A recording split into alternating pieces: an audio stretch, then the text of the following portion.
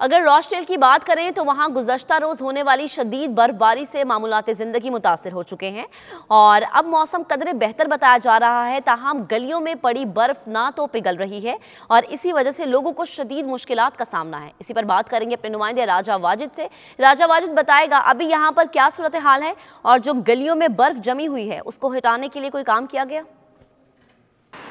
जी बिल्कुल, मैं इस वक्त ग्रेटर मैनचेस्टर के टाउन रॉसडेल में मौजूद हूँ, जहाँ गुज़िश्ता मंगल की रात को मौसम सरमा की पहली शदीद बर्फबारी की वजह से निज़ाम ज़िंदगी जो है वो दरहम बरहम होकर रह गया था और रॉसडेल के बेशतर स्कूल्स भी बंद थे और दफ्तरों और दूसरी काम की जगहों पर भी हाजिरी जो है वो बहुत ही कम थी। मेन रोड्स जो है वो अब तकरीबन खुल चुके हैं बर्फ़ पिघलने की वजह से, लेकिन साइड स्ट्रीट्स जो है वो अभी तक बर्फ़ ना पिघलने की वजह से, चूँकि बारिश नहीं हुई और इस वजह से बर्फ़ अभी तक जमी हुई है,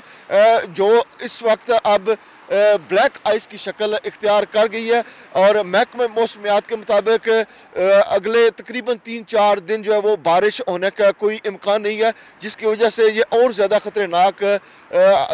शक्ल इख्तियार कर जाएगी, जिसके लिए पैदल चलने वालों और गाड़ियों के लिए बहुत ज़्यादा दुश्वारी पेश आएगी। अगर दर्जा हरारत की बात की जाए तो इस वक्त भी दर्जा हरारत जो है वो -3 डिग्री सेंटीग्रेड है और आने वाले दिनों में चूँकि बारिश का कोई इम्कान नहीं है तकरीबन इतवार और